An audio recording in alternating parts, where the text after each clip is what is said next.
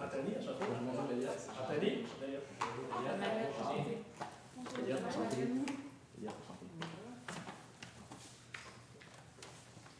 Bonjour, est-ce que vous préférez les instructions en anglais ou en français? En anglais? Ouais. Okay, so you have 20 minutes for your presentation. When the time ends, if you do not finish your presentation, I'm going to have to stop you. I just want everyone to close their phones to not disturb the presentation. And I just want to remind the judges that they have a total of 5 minutes for a minimum of one question in the total of the question period. So if the judges can please just do a little presentation. Good morning, my name is Fanny. I'm in charge of the category management for Labatt. Hi, my name is Anne-Marie. I'm the Sales Intelligence Manager for Labatt in Quebec. Charles Mobile, Trade Marketing Manager for Quebec. Anthony Leblois, the District Sales Manager in Quebec City.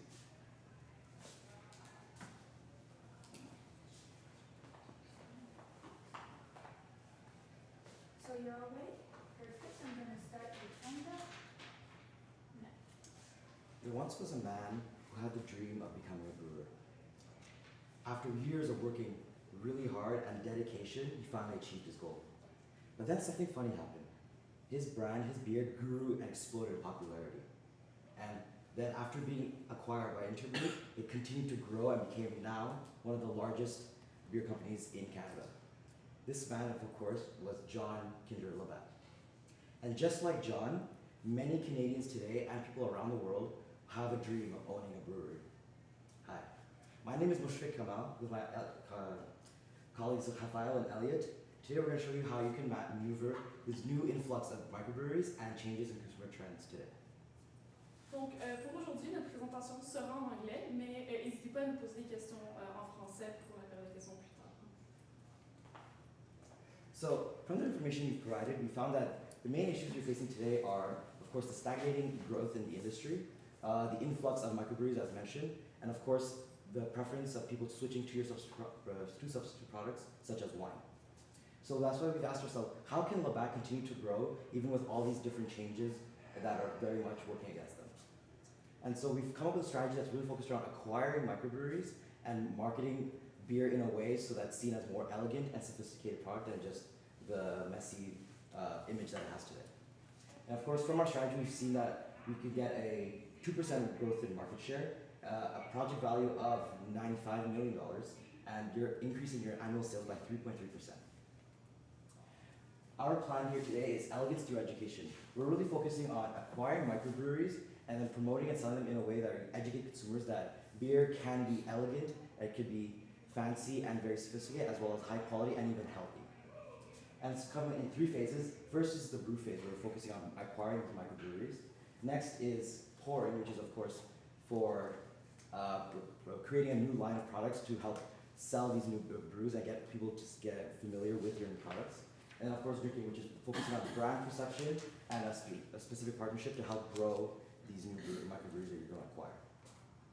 So let's dive into the analysis of how we got to this solution.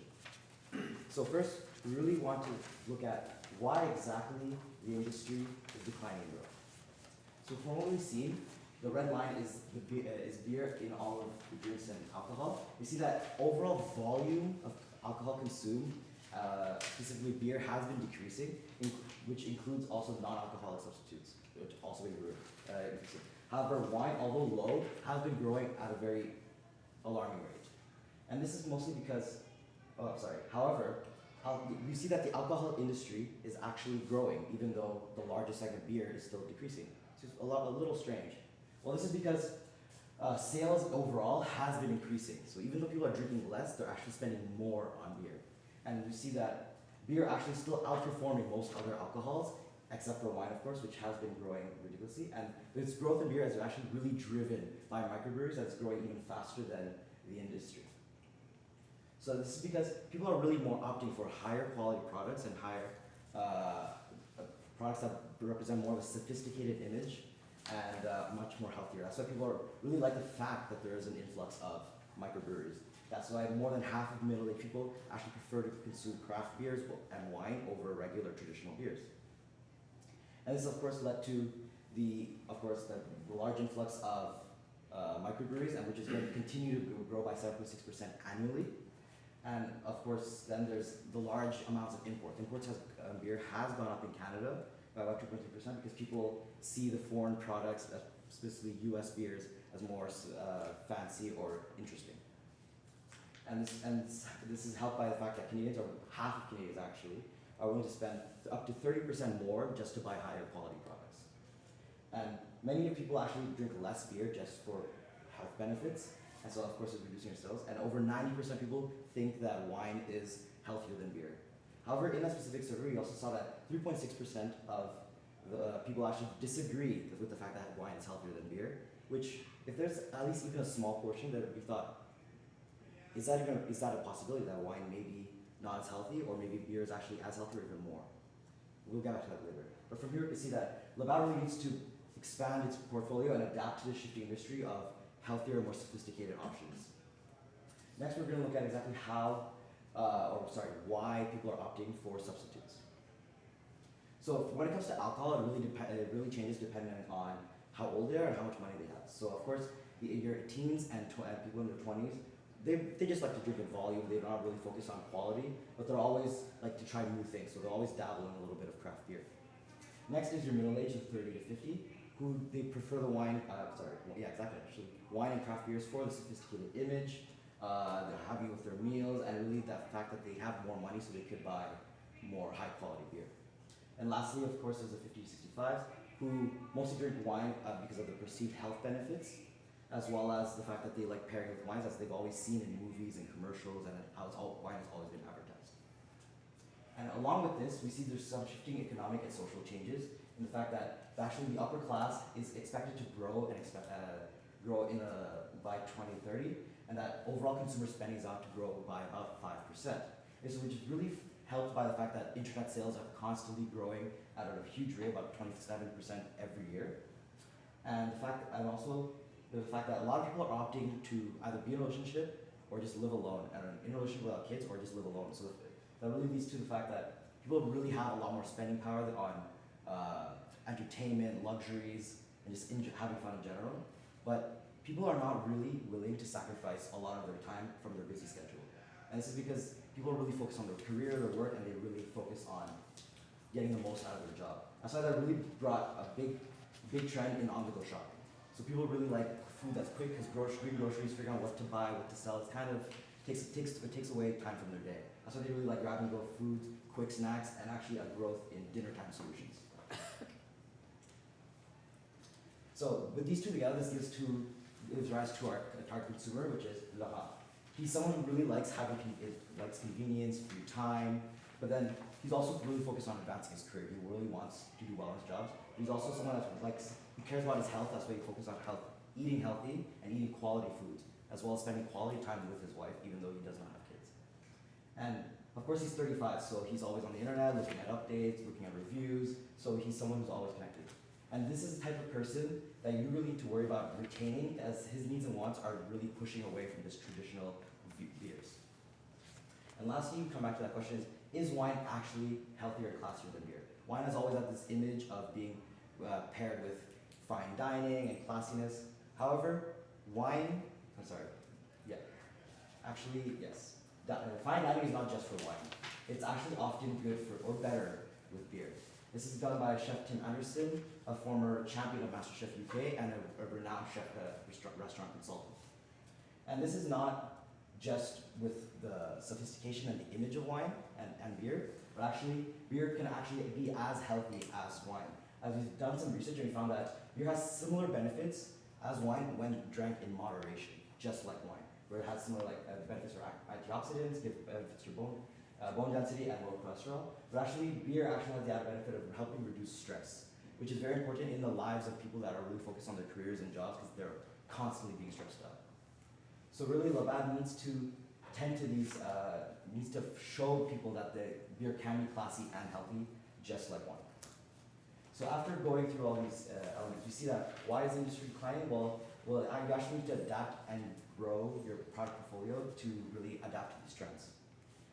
Lastly, next, we see that to adapt to these consumers, we of course need to adapt to their different new needs and wants. Lastly, is beer healthier and classier? Well, no, actually, beer can be as healthy and classy if shown that just like wine, if taken in moderation, can be very beneficial.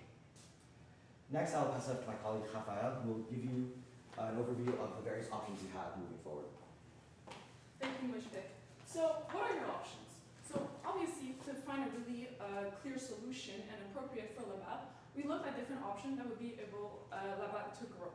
So, we looked at actually buying microbreweries, creating microbreweries from scratch, actually looking for a new market to implement your actual products, and finally, increasing frequency in purchase from your actual market.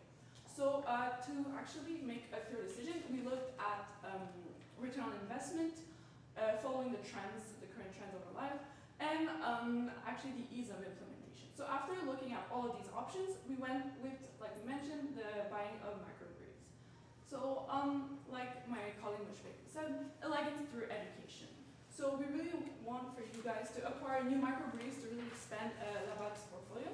By doing so, we have a three-pronged approach. So the brew option, proof phase, the pour phase, and the drip phase. Let's deep a bit. So let's start with our implementation. So we suggest you acquire three new microbreweries, 2 in Canada and 1 in the United States. The ones in Canada are JDC. They have 9 regular beers, but they also have hundreds of actual limited edition beers, which people tend to really like because they get to try different flavors throughout different seasons, also depending on holidays. We also suggest you acquire Collective Arts beer. It's actually a company that focuses on promoting artists throughout their beer can designs. So every beer can is specific, like is different, has a really colorful approach, a more feminine side, so you could actually attract a new market with that. They have 11 regular beers, but like Judy said, they also carry a large amount of limited edition beers. Finally, for the United States, we suggest you acquire 3 Floyds. They really distinguish themselves by having really specific and unique types of beer, really different funky flavors. They have as well 14 regular beers, but as well as a lot of limited edition beers, which is a really good asset to have in the company. So for the second part, the pouring phase, we suggest that you introduce varied packs. So people like to go to parties, they invite people over. Not everybody likes the same type of beers. So we would have the Taste Canada, which would be really focused on the 2 microbreweries you just acquired, as well as one you already own, the Archibald Brasserie. And then we would have one for the United States, so the Taste America, which would have 2 of the microbreweries you already own, which is Golden Road, Goose Island, as well as the new company that you will acquire, which is 3 Floyds. So there will be 12 packs, 3 distinguished unique flavors, 4 of each. And we'll also have 1 free collectible glass per box. So that would actually increase the frequency of purchase because people have to like nice little gifts. So they could have a really 1 unique glass per pack that can, and by buying more than 1 box, they could actually get the whole collection. We also had informational flyers inside the box, so they really know what the flavors are about, where the microbreweries are from, just to really show them how local what they're buying is and how specific and special the microbreweries are. So really, Canadian customers will be able to try out different local beers as well as from their own country, as well as discover some from the United States, for example, and vice versa. For the shelf space, so we want to be in the middle, at eye level, in the open decks in stores. So grocery store, convenience store. So next to the microbreweries, but as well next to your sister companies, just to show that we're some sort of in between. We'll also have pyramids in the store to really put emphasis on our new product. It would show that you're able to get a free collective glass. Really a clear promotion, minimalist tag that will really attract the eye of the consumer. So for the distribution channels, we suggest you, like you're currently doing, that you sell in grocery store and convenience store. So that would really, for everybody like, with the grocery store, as well as convenience store, last minute shopping, spontaneous shopping, you'll be able to find your variety packs there. And we would go with the distribution model, the wholesale supply model, as you guys already do. And our last distribution channel would be online delivery. So it's actually a growing segment for food purchases. People are busy, people are on the go, they want something there. So you would act as a supplier for these companies, which leads to our third phase in our implementation, which is the drinking phase.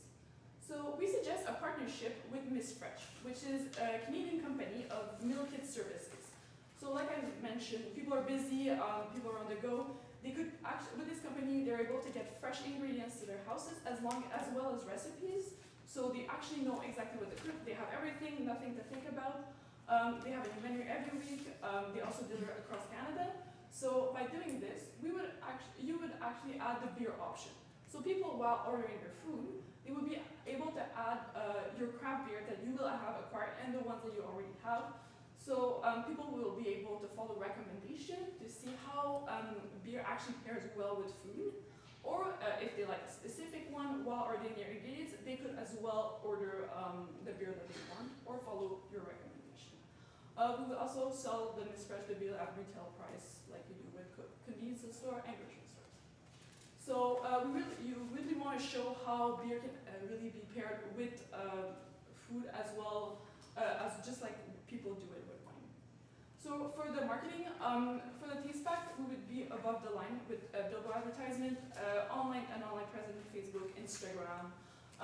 For what is, we would also sponsor events like the beer festival, street food festival in Vancouver. And for Miss Fresh, we would have a launch event, so with the market tasting to see how where beer can be paired with food, what they are offering, and as well as ongoing marketing. So we want to keep our current customers, making a relationship with them. So we'll be sending samples to returning customers, as well as adding publicity to the current Miss Fresh company. I'll now pass it on to my colleague Elliot. Great, thank you. Now this is the implementation timeline of what we're implementing and the solution we've provided. So in the first phase, you can see you have the 3 acquisitions outlined for year 1, 3, and 4. And then after that, you have this 2nd phase, pour and drink. Now, let's go and check out the impact of all of this. We've seen currently what the market has, what the industry's been doing. Now let's look into how this is going to impact the company financially. First of all, let's say we look at the incremental earnings of your company. Currently, in the year 2018, this an earning of $900 million. Due to if you're adding the incremental on top of that, that's going to $778 million. Going through the 6 next years, the incremental add-ons of all of this, this will lead to having a net earnings of in 2023 of $1,064 million. So this is an expected growth of $284 million in the next 5 years. If you want to look next at the net present value, here you have a negative cash flow in the first year due to the acquisition of the first company. Then in 2019, you're already breaking even into this in 2019. Then you have your 3rd acquisition in 2020, and then so on in this fluctuation. But then what's important to notice is that in 2023, this is where you're grasping the fruits of this solution. This is where you're grabbing most of the revenue from this product, this solution, and you have a net present value for this entire project of $95 million and an internal rate of return of 18%. This is all really important to know that the key drivers here are the consumer demands for craft beer and also the higher profit margins for premium beers for this. Now let's look at how are we going to measure success of this solution? Well, simple, incremental market shares. Market shares are definitely some of the important aspects of your company. So therefore, if we look in 2018, your current market shares for AB and Bev are 45.6%.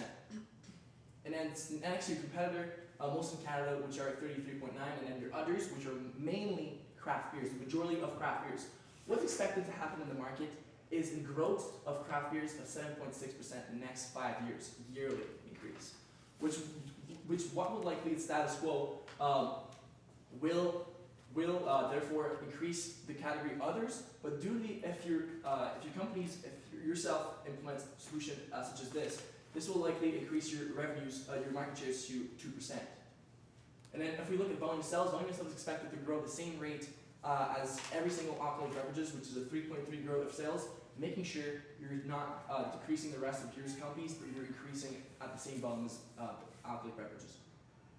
Now this is the capital expenditure as well as the expenditures. So in 2018 here, quickly you have your acquisition. One is your capex. Then after that you have total taster packs and total Miss Fresh. Those are just regular expenditures yearly. composed of fixed and variable costs. Under is outlined other costs for each year's, and then here we have the risk and mitigation. But if you have any questions about those, we can go over them in the Q&A question period. And now, nous sommes venus ici pour vous présenter une solution innovante. Ce que nous avons trouvé, c'est l'élégance via l'éducation. En faisant l'acquisition de nouvelles brasseries, de nouvelles microbrasseries pour élargir votre portfolio. On l'a fait sur 3 volets: brew, pour and drink. Brew, la phase où on fait l'acquisition de nouvelles brasseries pour créer la nouvelle ligne de produits comme les Taster Packs et les Meal Fresh. Et puis finalement, drink, la phase où on fait le marketing, on promouvoit les nouveaux produits. Donc merci beaucoup. On va ouvrir le plateau pour les questions.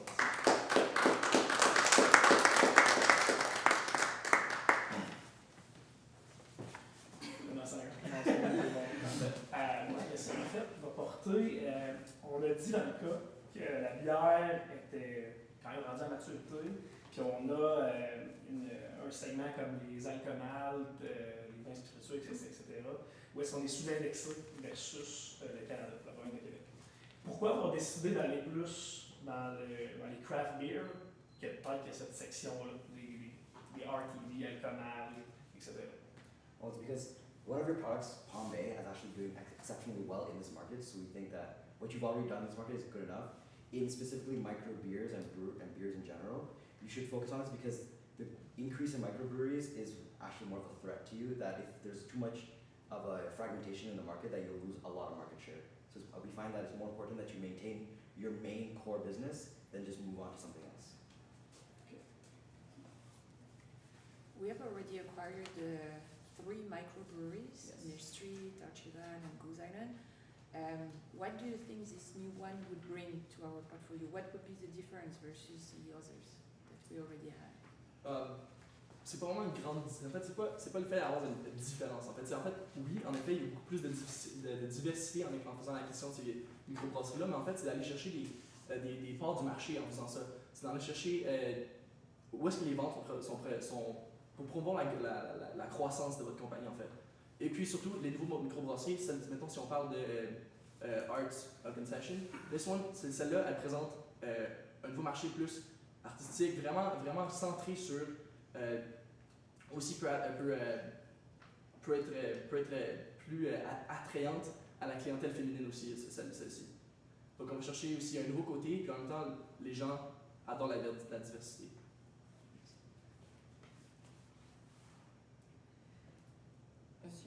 How is launching another mix pack, because there's a lot already in the market, what will this one have different and make it more successful and go grab, like you say, more market share from the others?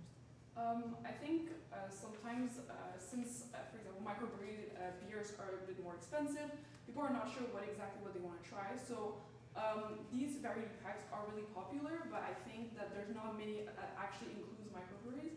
So that's why by making people are going to be able to discover new ones really by using this variety pack. Okay.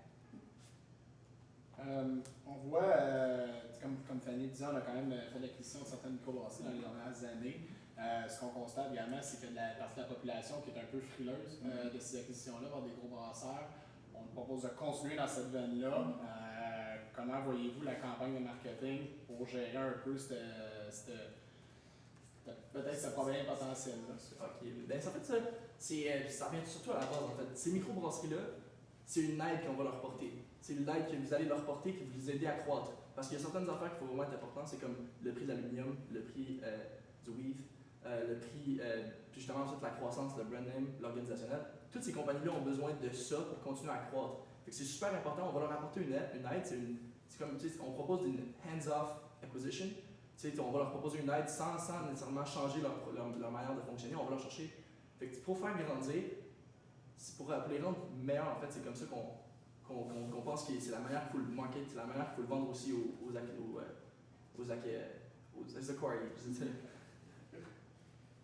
Dans les les chiffres financiers que vous avez présentés, c'est intéressant, les chiffres financiers. Avez-vous pris en considération, évidemment, il va y avoir une certaine cannibalisation de notre portefeuille de produits existants? Est-ce que ça a été pris en compte dans les revenus incrémentaires qu'on va chercher?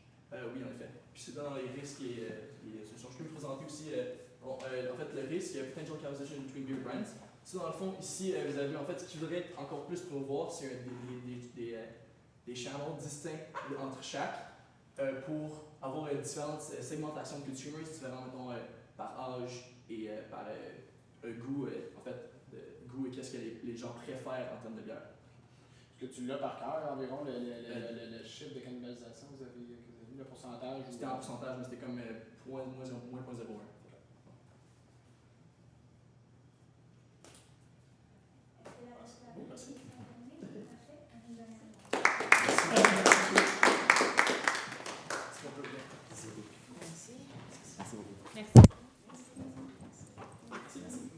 Merci. Merci beaucoup de votre attention, c'est gentil. Merci beaucoup. Merci, j'adore tes bas. J'attendais quelqu'un le marque. Un point de plus.